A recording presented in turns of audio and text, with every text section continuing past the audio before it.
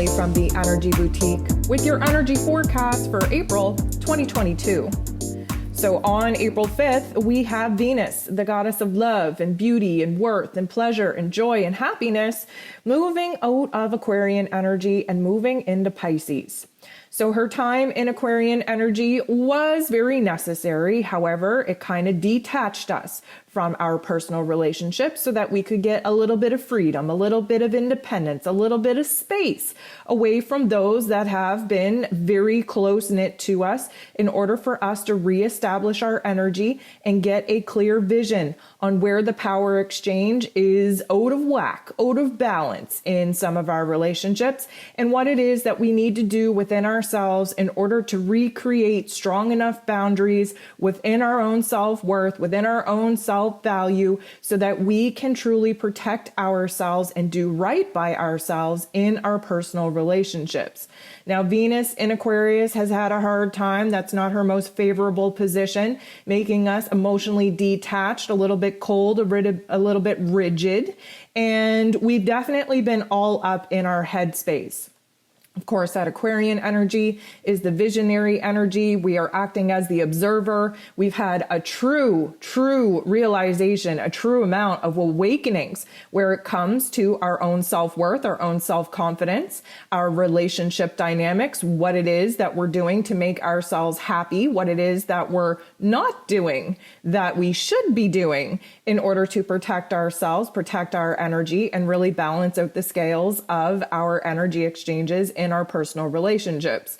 We have been kind of detached doing this work, trying to think of a vision, of a dream, of a goal that we would like to be working towards and manifesting in order for us to regain our power, for us to feel like we are encouraged and supported, not only by the people in our lives, but by our own selves. This Aquarian energy is definitely putting the emphasis on where it is that we have to remain an individual as part of a greater group, a greater team. So here's the thing.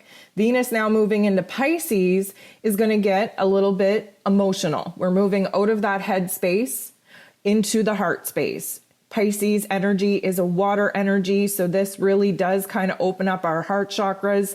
It is meant to kind of expose us to the ups and downs and the in-betweens of all of the relationship dynamics, our thoughts, our emotions, our ideas that we've just kind of accumulated while Venus was in Aquarian energy.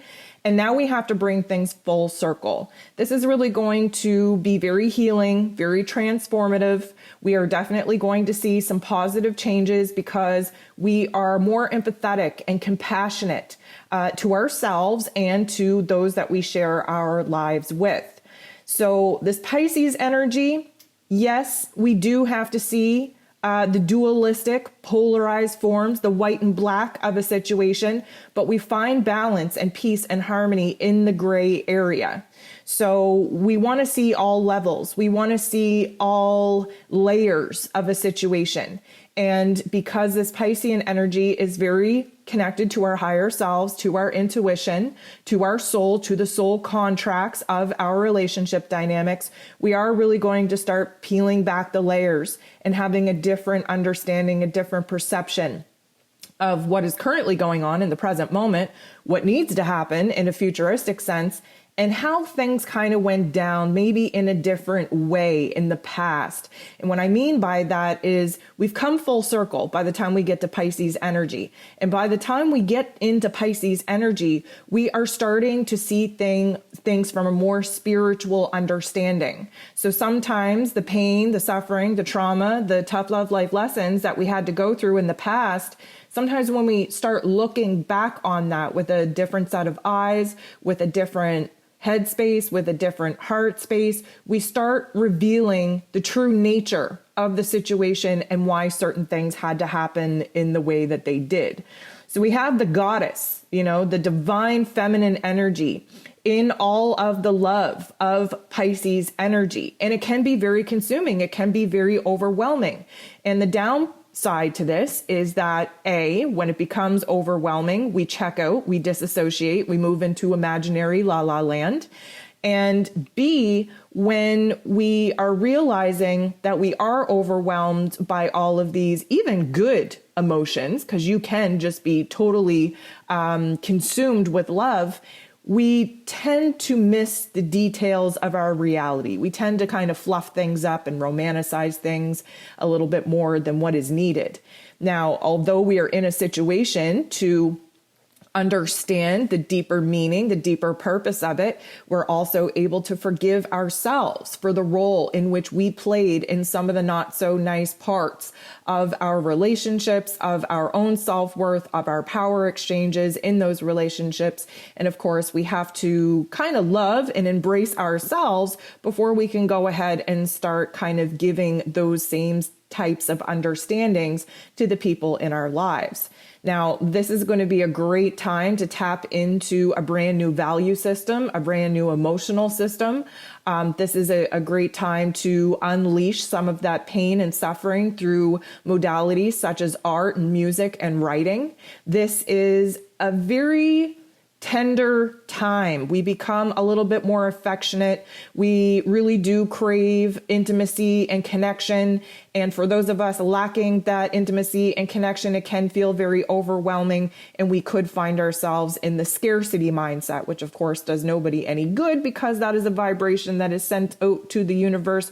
And the universe is going to send us situations in order to actually learn what that kind of energy is. And of course, we don't want to feel that energy. So if you find yourself moving into the scarcity mindset, really lonely, really lacking, you want to make sure that you are creating a vision and a dream in your mental plane that would fill that void up, that would override those feelings, so that you're sending the right kind of message out to the cosmos, out to the universe.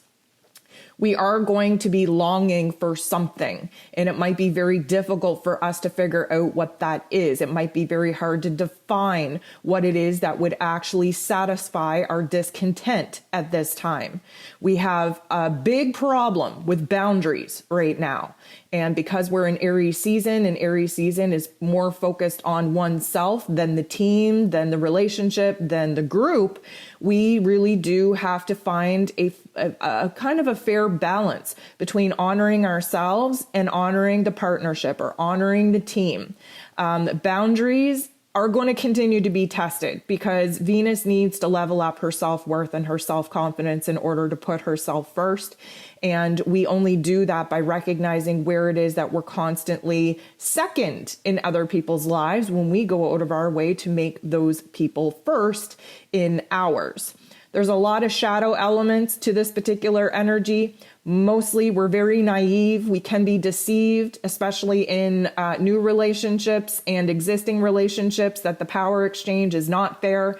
And of course, in our daily forecast, we've been talking about Venus's journey and how it is that she is coming to a new realization on where it is that when we enforce boundaries and we ask the people in our lives to meet us halfway, where some of these people are very resistant in giving us the love and support that we so easily give them. And this is going to be another aspect, another astrology lesson in us kind of recognizing where boundaries are needed. And many of us are going to learn that the hard way. And in this Piscean energy, it's very hard to discern where it is that our energy ends and the other people's begins.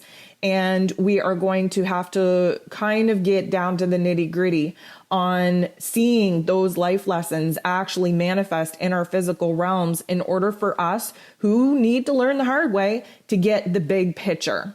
So although Venus does very well in Pisces, because of course, Piscean energy, the ruler of Pisces is Neptune, and Neptune is the higher octave of Venus.